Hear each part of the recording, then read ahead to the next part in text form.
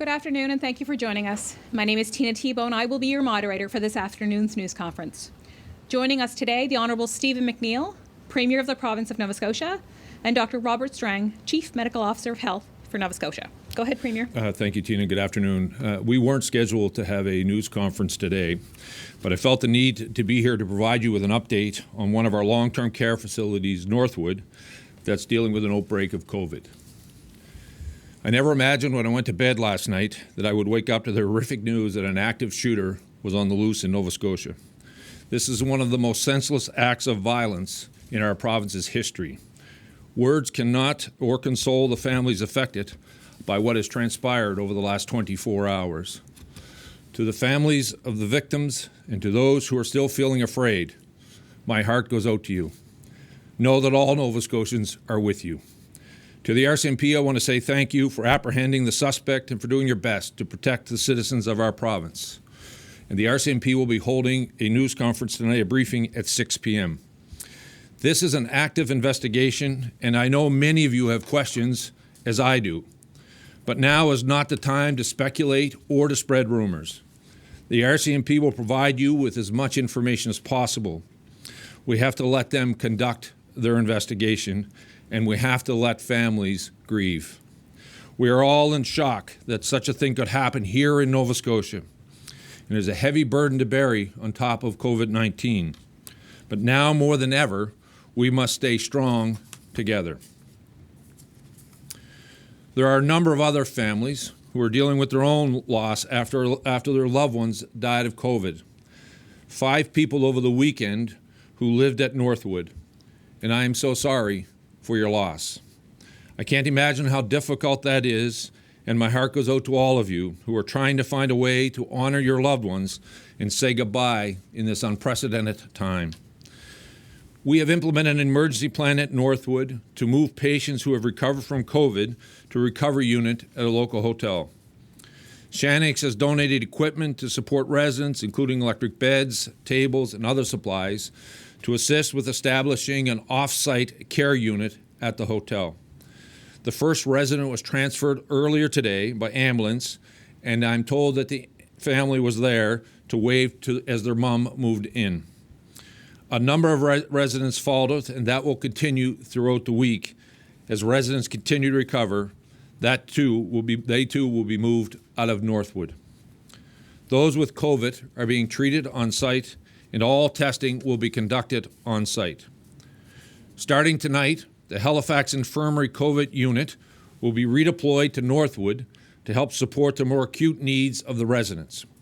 Our health authority has joined forces with the team at Northwood to support this emergency response. We have an additional 40 Nova Scotia Health employees, including nurses, continuing care, and rehab therapists. The VON, the Red Cross, and EHS paramedics have also joined in the effort. Students about to graduate into health-related professions have answered the call and are offering support as well. And I want to thank all healthcare workers and everyone volunteering to support Northwood during this critical time. Our healthcare unions have been very supportive in working hard to ensure their workers are also protected. Let me say thank you for what you are doing as frontline workers in our province. Now, Dr. Strang will give you an update on the COVID situation. Thank you, Premier. Good afternoon, everybody. Today, indeed, is a very sad day in multiple ways. Before I give you an update on COVID-19, I also want to acknowledge the very tragic situation that's happened earlier today with an armed gunman. It is really hard to fathom, and I just want to express my sorrow and my support to the communities and the families involved. But unfortunately, that's not the only difficult news that we have to deliver today. Yesterday, we announced 3 residents at Northwood who had died of COVID-19, and as the Premier had said today, we unfortunately have to announce 2 more. That's 5 families who are grieving who will not be able to see their loved one again. I know that many families with loved ones at Northwood are concerned. I know staff are anxious. But I think I want to reassure the public, the families, and the healthcare workers that there is a robust plan. The healthcare system, as the Premier has outlined, has stepped up and is now right there with Northwood, providing the necessary response to this tragic situation at Northwood. Northwood is an excellent operator. I do have confidence in their work. The health system has confidence in their work. The reality is that they have a very large facility that COVID-19 began circulating very broadly. They have a number of residents and staff who have tested positive, and as a result, in the last few days, they have said they need help, and they are now getting the help that they have asked for. In terms of our regular case update, we have 26 new cases of COVID-19 today, bringing the total number of confirmed cases in Nova Scotia to 675. We currently have 11 individuals in hospital, 4 of them in intensive care. 200 people can be considered to be recovered from their COVID-19 infection. And we have 21,120 Nova Scotians who have been tested and have received negative results. Overall, in our long-term care facilities, we have 8 that have had 1 or more residents or staff test positive, and the total number of residents, long-term care facility residents that have tested positive for COVID-19 is 93 and 54 healthcare workers. It is clear that the majority of those are from Northwood, and Northwood is the active long-term care facility outbreak that we're dealing with right now. Thank you, Dr. Strang, and we'll be happy to answer any questions. Again, just a reminder, we will take 1 question and 1 follow-up from reporters on the phone in the allotted time that we have today. We'll start with Heidi from CTV. Go ahead, Heidi. Hello.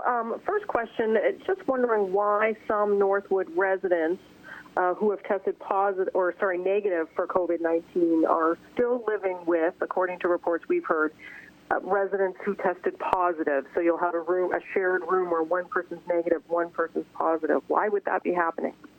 So Northwood has as part of their COVID plan, they established first they established one and then a second one, COVID units, where all of the people who tested positive were moved into those COVID units. But in the last few days, the numbers have grown significantly, and those COVID units have been full. They've had to keep people up on wards. They have isolated them as much as possible. They're making sure that resident movements are limited. They're also being very clear that healthcare workers are taking the appropriate infection control steps so they're not minimizing the chance of them transmitting virus from one patient to another. The plan that the Premier has outlined, which is start to bring people who have recovered out of the facility, will create more flexibility. First of all, it protects those individuals, gets them out of an outbreak situation. But as we open up some of their existing COVID units, we'll be able to bring more people in. It'll also create more space, and they can create additional COVID units. We also know that many of the people, even though they're testing negative, it's quite likely that they are already incubating, and because we're seeing many people that if you test them over a series of days, they go from negative to positive.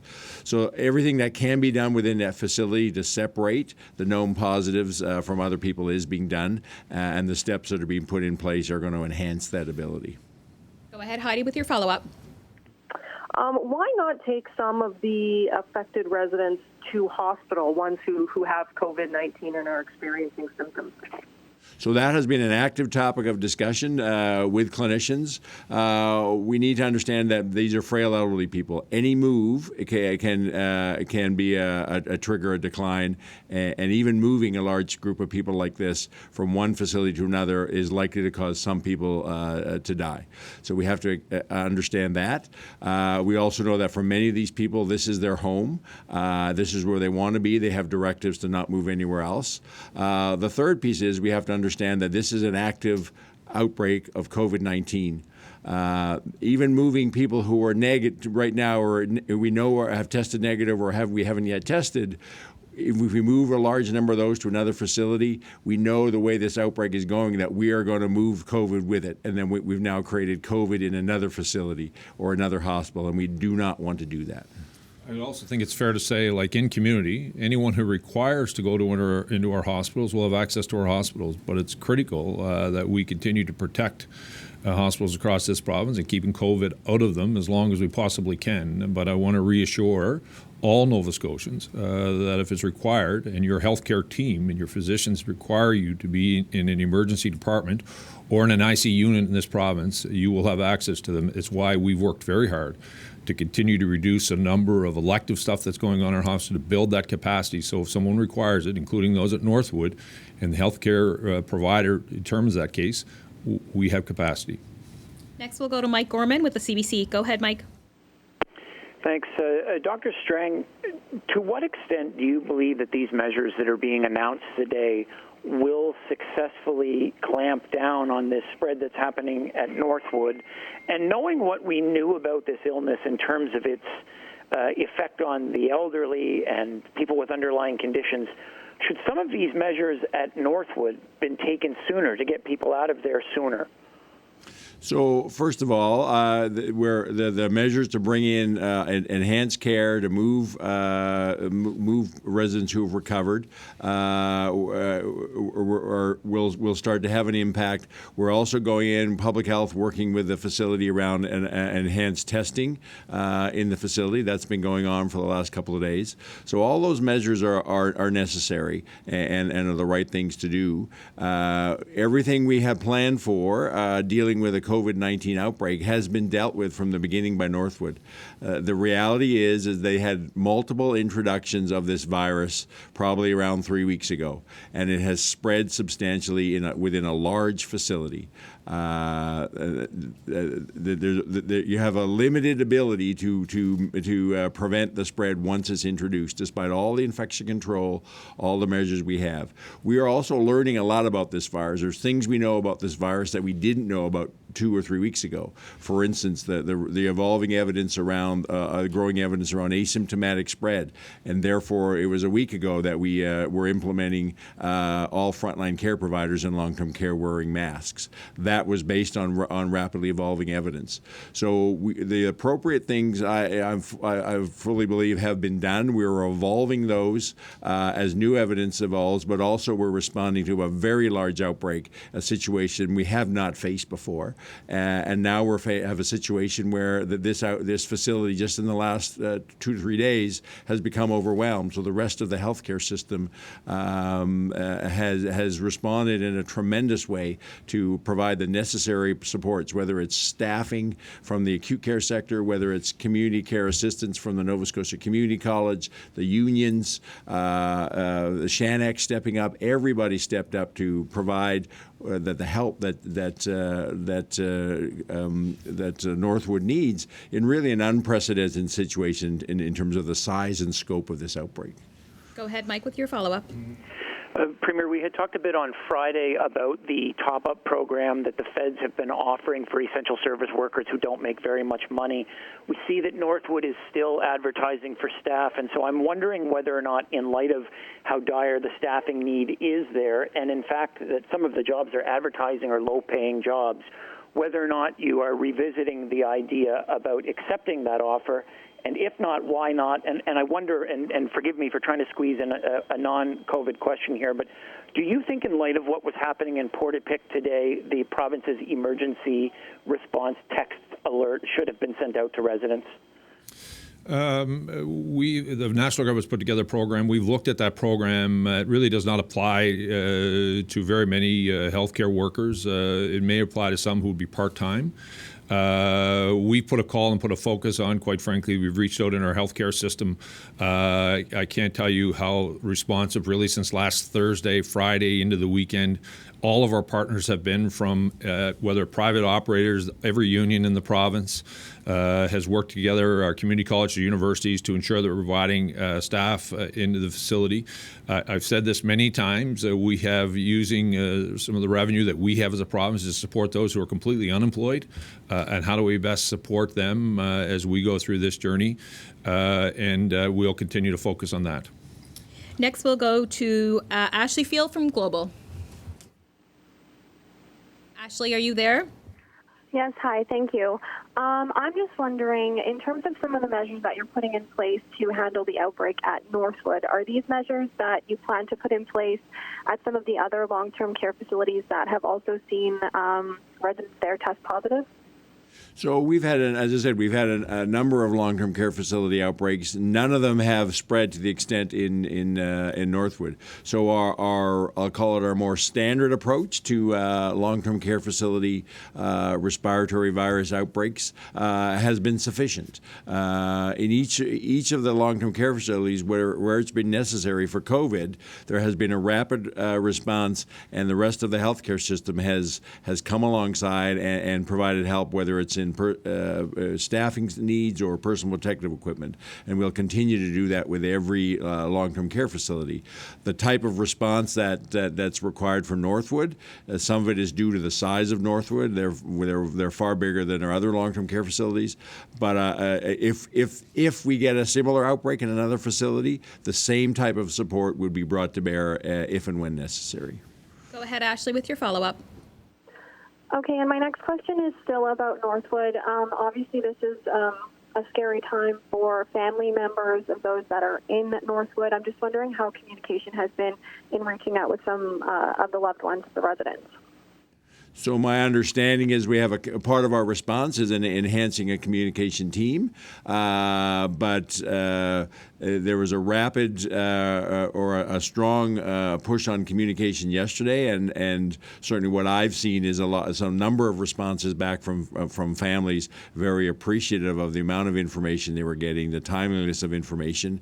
That may not be in all circumstances. Appreciate that in an event like this, sometimes things get missed, but overall, the communication seems to have gone well, and it certainly is a focus of attention moving forward.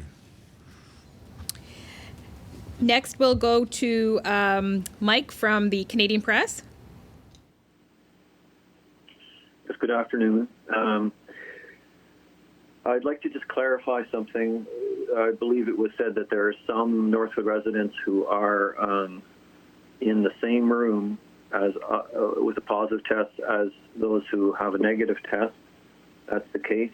How many, roughly? And is it possible, or how might it happen that everyone in Northwood would have their own room?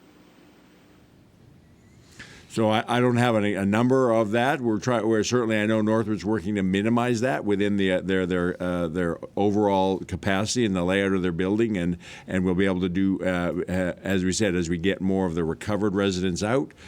Clearly, the active plan is to move and bring known positives together and separate them from the rest of the facility. I don't have that exact number of today how many would be in the same room. Go ahead, Mike, with your follow-up. Premier, I just want to clarify something. You said you're reaching out to those grieving the loss in the shootings in Portapique. We don't know that. Are there deaths in this? And perhaps just elaborate on why what you meant by that, if possible. Thank you. Sure. I know the area quite well. The horror of that would have impacted everyone in that community, and those who are scared are still grieving. A way of life that they have known has been shattered to them. I was reaching out to them. As I know all Nova Scotians are. Many of us grew up and live in small towns from one end of this province to the other, and listening to the news, that community is grieving. There's no question, and I wanted them to know that we were there for them. Next, we'll go to David Jalla from Saltwire. Go ahead, David. Hi, thank you. This is a question for the Premier, please. Given what's happened in Northwood and separate issues of what's happening in the various Quebec nursing homes, is there any consideration, Mr. Premier, to asking the military or considering the military to come in and help with whatever needs you may see? We have not entertained that. We put a call out with Health Authority, who responded along with to support Northwood. Every one of our unions leadership put calls in wanting to participate, wanting to help. The issue for us is how do we end up, as Dr. Strang has said, we'll be moving people out of that facility who've recovered into another unit that we're setting up. That will allow us to move in behind with more cleaning staff, empty those rooms, scrub them down completely, and then be able to move if it's people within inside of the facility. So as more people recover, that will allow us to have some capacity to move people around. As one of the earlier questions is about healthcare facilities, where we are attempting to deal with the issue of the outbreak of COVID by isolating people within that particular facility. But it will require all of our partners, and we have. I can tell you how proud I am of all of those organizations who've stepped up to support us over the last 4 days. Go ahead, David, with your follow-up. Yeah, we're fine. Thank you very much. Great. Next, we'll go to Ben Wood from all Nova Scotia. Go ahead, Ben. Premier McNeil, you spoke with Prime Minister Trudeau last week about the province adhering to national standards regarding reopening the economy. And people are desperate out there. They're losing jobs, income. They're stuck at home. They're looking for details of that plan, any broad strokes. They're just wondering how it might work. Would it be daycares and elementary schools first? Would it be parks and restaurants second? Could you just provide some broad strokes of how that reopening plan would work? Will vary across the country. Every province closed at different times and have closed different things. We will follow the leadership and work with public health to figure out how do we start opening up the province. But we're not there yet. This has been a hard weekend on our province. Our focus has been to continue to make sure we follow public health protocols, and then looking how can we look at potentially opening, whether it's our schools or our economy, and that'll be kind of a focus this week as we move closer to May 1st, when the deadline is for some of them to have where they were closed to the 1st of May. Go ahead, Ben, with your follow-up. I'm just wondering if the bulk of the cases that we're seeing are in Dartmouth East, as well as the care homes. I'm just wondering if those clusters are keeping the entire province under lockdown, and if so, can those clusters be contained quickly so that we can reopen parks, businesses, daycares, and get people back to work? To be clear, this is not one particular facility or one particular community. This virus is in every community across the province. So let's be very clear about this. We are one province. This virus will not divide us, regardless of whether economically or socially. We are one province. We are moving in, testing in areas. We would test in every other community, but let no one leave this press conference thinking that we are going to be a divided community. We started this journey as a province together, and we're going to end it together. And we will take the measures off the province consistently when we believe public health gives us this ability that we can protect Nova Scotians. Because if there's anyone out there who believes this virus is not in their particular community, they're fooling themselves. Next, we'll go to Tim Bousquet from the Halifax Examiner. Go ahead, Tim.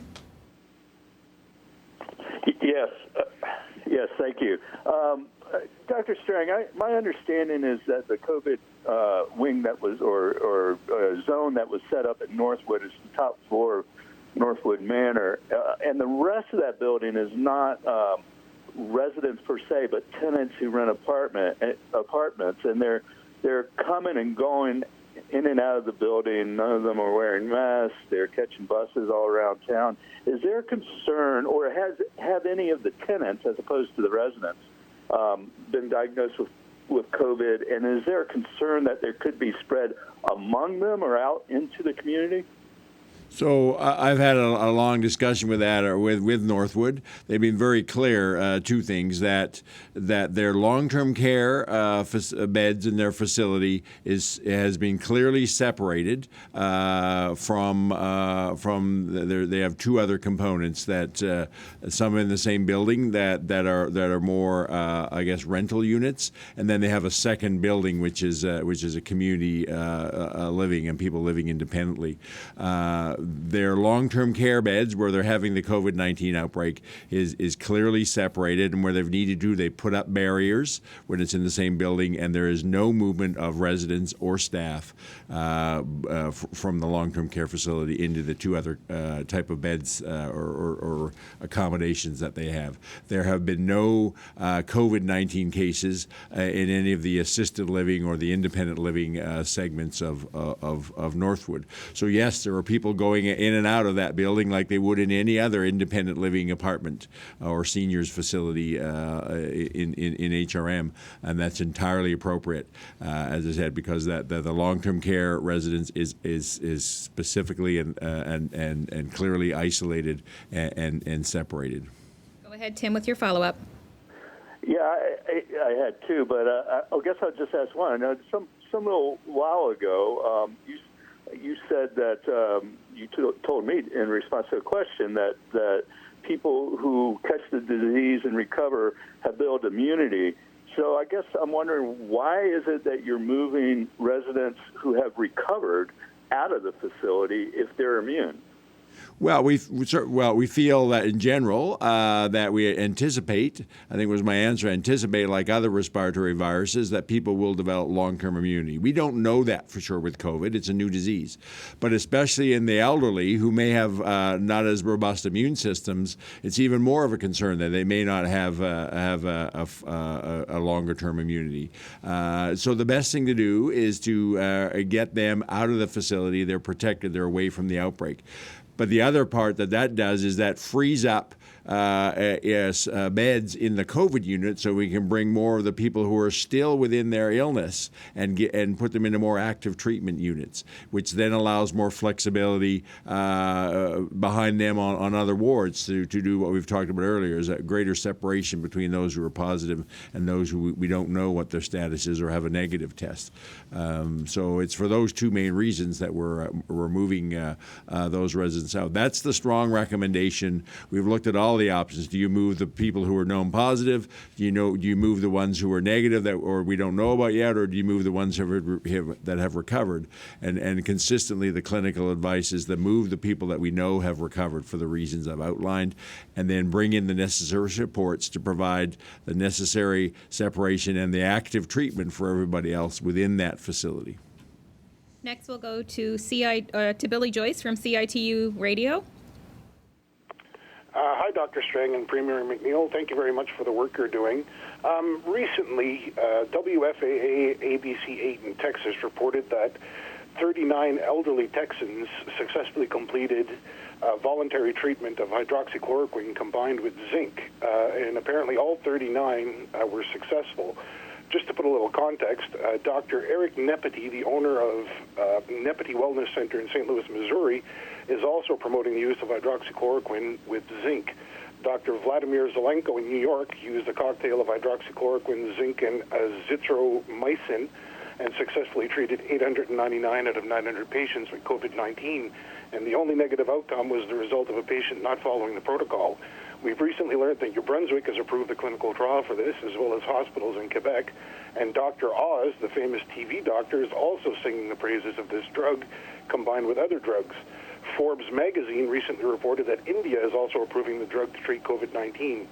So this being said, and correct me if I'm wrong, why have we not heard of clinical trials of this drug in Nova Scotia, and why? And if the people dying have little to no chance of survival otherwise, aren't we at least using this as a last-ditch effort to save lives until the clinical trials are done?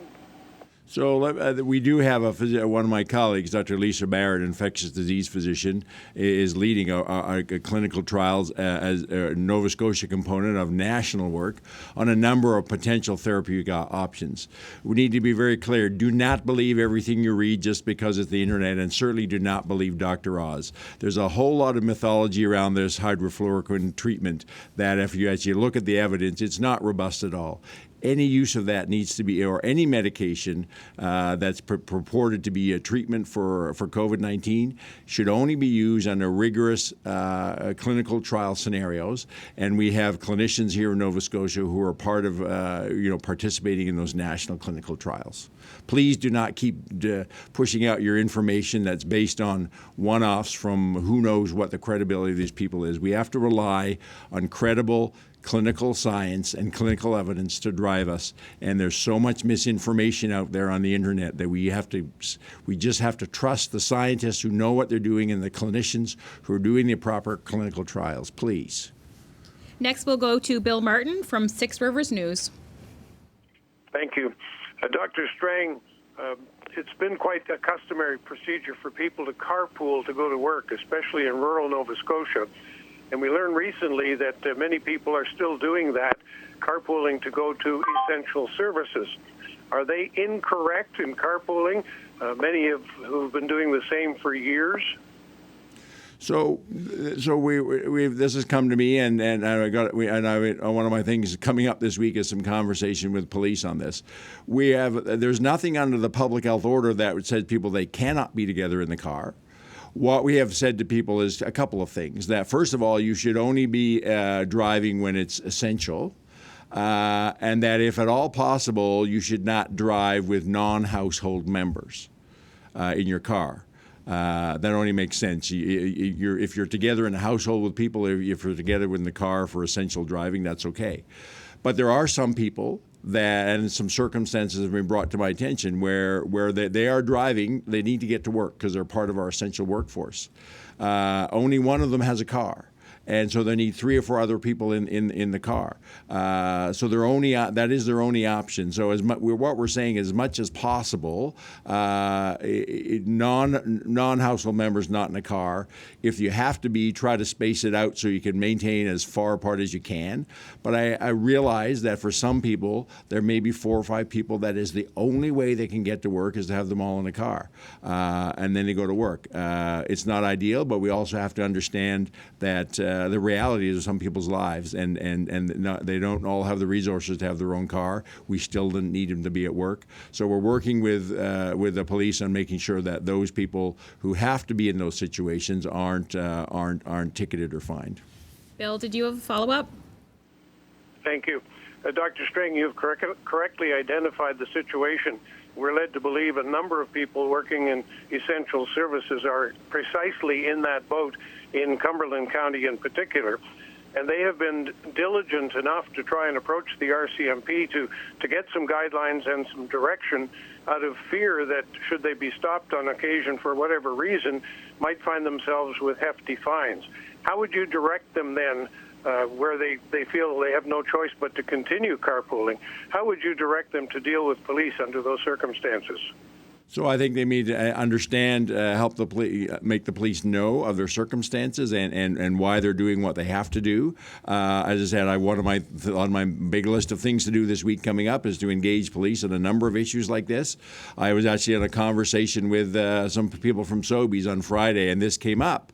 So what I suggested to Sobeys is maybe the employer give those people a letter that might help them in their conversation with the police about they need to go to work, and this was their only option, and a letter from the employer. So if people are in this situation, maybe talk to your employer and get a letter as well. This is, again, an area where we just need some common sense to be applied all around. That's all the time we have for questions today. Go ahead, Premier. Thank you, Tina. This has been a devastating day, and it's okay to be sad. It's okay to be angry, and it's also okay to feel helpless. But what's not okay is to bear all of those feelings alone. You have to reach out to a loved one, to a friend, to a neighbor. And if you need more support, that's okay too. We have a provincial crisis line that is available 24/7. If you need help, call 1-888-429-8167. What happened here in our province is not who we are. It may change us a little, but it cannot define us. We are strong, we are community-minded, and we take care of each other. So let's do that now. Let's do that together.